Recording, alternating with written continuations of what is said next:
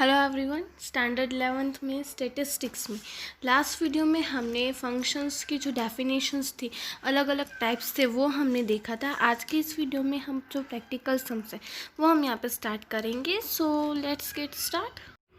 तो यहाँ पे जब भी हम सम स्टार्ट करें उससे पहले हम यहाँ पे आज इलस्ट्रेशन 1 जो है वो करेंगे। अब हमें इलस्ट्रेशन 1 में दिया है कि verify whether the relation between the elements of sets is given below are functions और नॉट। कि यहाँ पे हम आगे फंक्शंस करें उससे पहले हम यहाँ पे आज इलस्ट्रेशन 1 करते कि देखते हैं कि यहाँ पे जो एलिमेंट्स दिए गए हैं वो फंक्शंस है कि नहीं है।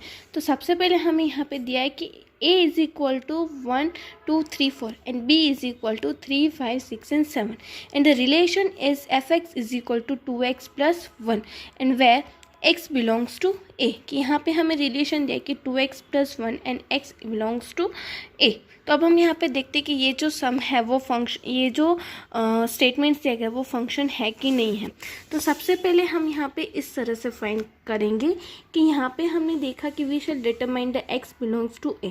कि जहाँ पे भी x बिलोंग्स टू a का मीनिंग क्या हुआ कि अब जहाँ पे हमें x दिखाई देगा उसकी जगह पे हम सेट a की वैल्यू डालेंगे और सेट a की वैल्यू हमें दी गई है 1, 2, 3 एंड 4।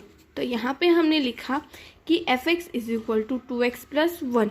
सबसे पहले हमने डाला x is equal to 1। That means कि जहाँ पे x दिया उसकी जगह पे 1 plus 2 into 1 plus 1 is equal to 3। अब हमने डाला f is equal to 2। that means 2 in bracket 2 plus 1 is equal to 5 and f is equal to 3, that means 3 in bracket 3 plus 1 is equal to 7 and x is equal to 4, that means 4 is equal to 2 in bracket 4 plus 1 means 9। अब हमें यहाँ पे set B की value जो है वो इस तरह से दी गई है 3, 5, 7 एंड 9। तो अब आप देख सकते हो कि यहाँ पे हमने f x is equal to 2x plus 1 में हमने यहाँ पे a की वैल्यू डाली, तो हमें जो आंसर मिल रहे हैं वो सेट बी की ही वैल्यू है। दैट मीन्स कि वी आर सेड दैट द a is equal to function of b। कि यहाँ पे जो है 1 फंक्शंस, यहाँ पे बहुत सारे एलिमेंट्स मिल रहे हैं। दैट मीन्स कि हम कह सकते हैं कि से ये जो है सेट a जो है वो सेट b का फंक्शन है। तो इस तरह से हमने देखा। उसके बाद हमें यहाँ पे नेक्स्ट जो है वो दिया है कि p is equal to -1/2 0 and 1 where s is equal to 10। there here the rule is equal to kx is equal to 10 where x belongs to p। अब हमें यहाँ पे इस तरह से फाइंड करना है कि हमें x जो है कि हमें यहाँ पे फंक्शन दिया कि kx is equal to 10 and x belongs to p। तो यहाँ पे हम सबसे पहले क्या करेंगे कि जहाँ पे भी हमें x दिखाई देगा वहाँ पे हम p सेट की, दैट मीन्स कि p सेट की वैल्यू हमें दी गई है -1/2 0 एंड 1, वो हम यहाँ पे डालेंगे। तो सबसे पहले हमने डाला कि x is equal to 1/2, that means कि -1/2 is equal to 10, k is equal to 0, that means k 0 is equal to 10 and x is equal to 1, that means कि k1 is equal to 1। Therefore we can say that the kx is the function. अब उसके बाद third हमें दिया हुआ है कि if a is equal to 2, 5 and 6 and b is equal to 1, 3/2, 9/5, 11/7 and 13/6। Here the rule is equal to y is equal to 2x minus 1 and x minus 1 where x belongs to a। अब हमें यहाँ पे ये जो values है वो find करनी है। तो सबसे पहले हम क्या करेंगे कि हमें सेट a की वैल्यूज इस तरह से दी गई हैं कि 2, 5 एंड 6। तो सबसे पहले हमने x इज इक्वल टू 2 डाला, that means 2 into 2 minus 1 divide bye x plus 1, that means कि 2 प्लस 1। तो यहाँ पे 2 2 ज़ा 4 minus 1 divide by 3 means 1। Then after second is 5, that means 2 in bracket 5 minus 1 divide by 5 plus 1, therefore 10 minus 1/6, 9/6। अब उसे हम short करने जाएंगे तो क्या आएगा 3/2। Then after again is x is equal to 6।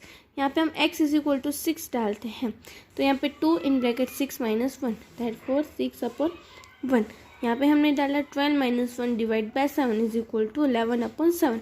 अब यहाँ पे सेट a की जो सेट बी की जो वैल्यूज़ हैं वो सेट ए के साथ कोरस्पॉन्ड हैं, मतलब कि सेट ए की अगर हम वैल्यू डालते तो वो सेट बी की वैल्यू हमें मिलती है। Therefore we can say that here is the set A is the function, कि यहाँ पे फंक्शन है। लास्ट हमें यहाँ पे क्वेश्चन दिया है कि b is equal to -1, 0, 1 and 3 and c is equal to -5, -3, -1, 1 and 2, sorry 1 and 3. Here the rule is hx is equal to 2x plus 3. अब यहाँ पे रूल हमें दिया है कि 2x plus 3, दैट मीन्स कि जहाँ पे भी हमें x दिखाई देगा उसकी जगह पे हम किसकी वैल्यूज डालने वाले हैं, b की। यहाँ पे कैसे पता चला, आप देख सकते हो कि x बिलोंग्स टू b हमें लिखा हुआ है। दैट मीन्स कि यहाँ पे हम लिखेंगे कि जहाँ पे भी हमें x दिखाई दे रहा है उसकी जगह पे हम b डालेंगे। तो यहाँ पे हमने लिखा है कि फर्स्ट हमें दिया है एच एक्स, दैट मीन्स कि h की जगह पे हमने डाला है b की वैल्यू हमें दी गई है -1, 0, 1 एंड 3। दैट मीन्स सबसे पहले हमने डाला -1, तो here 2 into 1 that means -2 + 3 is equal to 1, then b is equal to x is equal to 0, 2 into 0 is equal to 0 + 3 is equal to 3 and h is equal to 1, that means k 2 into 1 + 3 is equal to 5। यहाँ पे set सी की जो information हमें इस तरह से दी गई है -3, -2, -1, 1 एंड 3, बट हमने जो इन्फॉर्मेशन फाइंड की उसके ऊपर से हमें क्या मिल रहा है 1, 3, 5। देयरफॉर हम यहाँ पे कोई भी फंक्शन जो है वो सेट सी के साथ मैच नहीं कर रहा है, इसलिए हम कह सकते हैं कि they are not a function, क्योंकि यहाँ पे कोई भी एलिमेंट जो है वो सेट ई का कोरेस्पॉन्ड नहीं हो पा रहा है, कि जो भी सेट सी के साथ कोरेस्पॉन्ड नहीं हो पा रहा है, इसलिए हम कह सकते हैं कि they are not a function. तो इस तरह से यहाँ पे आज हमने देखा कि हमें कोई भी सम में फंक्शन है कि नहीं है वो किस तरह से हम फाइंड कर सकते हैं, वो हमने यहाँ पे देखा कि जब हमें सेट ए की कीमत या सेट बी की वैल्यूज़ दी गई हो और हमें जो भी इंफॉर्मेशन दी गई उस फॉर्मूलाज में अगर हम फाइंड करते then after we will get the whether the statements are function और नॉट। तो अब हम उसके साथ एक और चीज़ यहाँ पे हम देखेंगे कि नोटेशन ऑफ फंक्शंस, कि यहाँ पे नोटेशन ऑफ फंक्शंस किसे कहते हैं, कि if f is a function of set a to set b। अब यहाँ पे हमें स्टेटमेंट इस तरह से दिया हो कि if f is a function of set a to set b then the notation it is shown as f a belongs to b।